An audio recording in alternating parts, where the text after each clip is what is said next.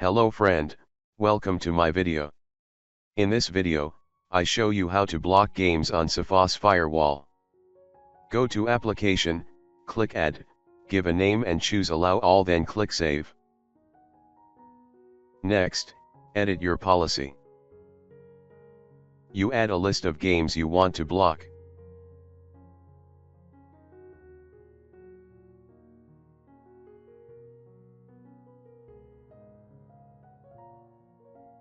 Select Deny, then click Save.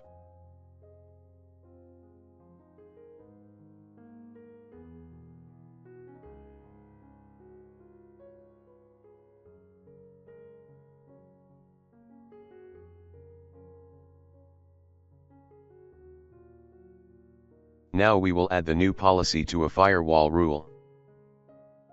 Create the firewall rule as a normal LAN to WAN rule, filling out the details as necessary.